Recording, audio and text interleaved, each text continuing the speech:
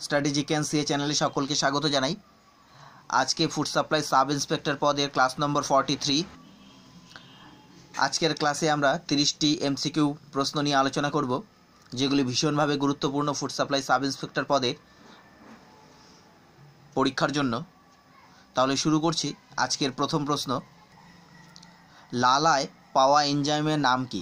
লালায় পাওয়া এনজাইমের নাম হচ্ছে টায়ালিন। 2 নম্বর প্রশ্ন, শরীরের তাপ নিয়ন্ত্রক গ্রন্থি কোনটি?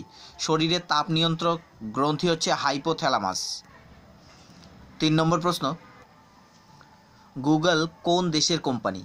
গুগল হচ্ছে একটি মার্কিন কোম্পানি। 4 নম্বর প্রশ্ন, সিন্ধুর বৃহত্তম উপনদী কোনটি? সিন্ধুর বৃহত্তম উপনদী হচ্ছে চেনাব। 5 নম্বর প্রশ্ন, পশ্চিম হিমালয়ের গিরিপথের নাম কি? পশ্চিম হিমালয়ে অনেক কয়েকটি গিরিপথ রয়েছে, যেগুলি হচ্ছে কারাকোরাম, বানিহাল, জজিলা, পীরপাঞ্জাল। ভীষণ গুরুত্বপূর্ণ। পীরপাঞ্জাল, জজিলা, বানিহাল, কারাকোরাম এগুলো হচ্ছে পশ্চিম হিমালয়ের গিরিপথের নাম। 6 নম্বর প্রশ্ন, সংবাদ প্রভাকর পত্রিকার সম্পাদক কে? সংবাদ প্রভাকর পত্রিকার সম্পাদক হচ্ছে ঈশ্বরচন্দ্র গুপ্ত। 7 নম্বর প্রশ্ন, অধীনতামূলক মিত্রতা নীতির প্রবর্তন কে করেন? অধীনতামূলক মিত্রতা নীতির প্রবর্তন করেন লর্ড ওয়েলেসলি। 8 নম্বর প্রশ্ন, ভারতের ডাক ও টেলিগ্রাফ লাইন চালু করেন কোন গভর্নর জেনারেল?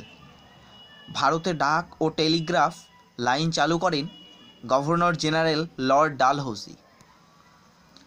9 নম্বর প্রশ্ন, আন্তর্জাতিক মহিলা দিবস কবে পালিত হয়? আন্তর্জাতিক মহিলা দিবস পালিত হয় 8ই মার্চ। 10 নম্বর প্রশ্ন, ব্লু ভিট্রিয়ল কাকে বলা হয়? কপার সালফেট ব্লু ভিট্রিয়ল নামে পরিচিত। কপার সালফেটকে ব্লু ভিট্রিয়ল বলা হয়। 11 নম্বর প্রশ্ন, পোলো খেলতে কতজন খেলোয়াড় দরকার হয়? পোলো খেলতে 4 জন খেলোয়াড় দরকার হয়। 12 নম্বর প্রশ্ন, কবে আজাদ হিন্দ সেনাদের বিচার শুরু হয়? 1945 সালে 5ই নভেম্বর থেকে আজাদ হিন্দ সেনাদের বিচার শুরু হয়। 13 নম্বর প্রশ্ন, কবে অন্তর্বর্তী সরকার গঠিত হয়? অন্তর্বর্তী সরকার গঠিত হয় 1946-এর 2রা সেপ্টেম্বর জওহরলাল নেহেরুর নেতৃত্বে। 14 নম্বর প্রশ্ন, প্রত্যক্ষ সংগ্রামের ডাক মুসলিম লীগ কবে দিয়েছিল? 1946-এর 16ই আগস্ট মুসলিম লীগ প্রত্যক্ষ সংগ্রামের ডাক দিয়েছিল। 15 নম্বর প্রশ্ন, গণপরিষদের স্থায়ী সভাপতি কে নির্বাচিত হয়েছিলেন? গণপরিষদের স্থায়ী সভাপতি নির্বাচিত হয়েছিলেন ডক্টর রাজেন্দ্র প্রসাদ। 16 নম্বর প্রশ্ন, সেলসিয়াস স্কেলে মানবদেহের স্বাভাবিক উষ্ণতা কত? সেলসিয়াস স্কেলে মানবদেহের স্বাভাবিক উষ্ণতা 36.9 ডিগ্রি। 17 নম্বর প্রশ্ন, কেন্দ্রীয় রাইস রিসার্চ ইনস্টিটিউট কোথায় আছে? কেন্দ্রীয় রাইস রিসার্চ ইনস্টিটিউট রয়েছে উড়িষ্যার কটকে। 18 নম্বর প্রশ্ন, নারোরা অ্যাটমিক পাওয়ার প্ল্যান্ট কোথায় অবস্থিত? নারোরা অ্যাটমিক পাওয়ার প্ল্যান্ট উত্তরপ্রদেশে অবস্থিত। 19 নম্বর প্রশ্ন, বাল্মীকি ন্যাশনাল পার্ক কোথায় অবস্থিত? বাল্মীকি ন্যাশনাল পার্ক বিহারে অবস্থিত। 20 নম্বর প্রশ্ন, প্রজনন ক্ষমতা হ্রাস পায় কোন ভিটামিনের অভাবে? ভিটামিন ই এর অভাবে প্রজনন ক্ষমতা হ্রাস পায়।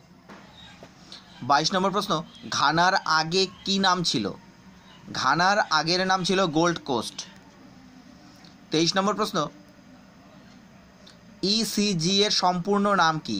ইসিজি এর সম্পূর্ণ নাম হচ্ছে ইলেকট্রোকার্ডিওগ্রাম। 24 নম্বর প্রশ্ন,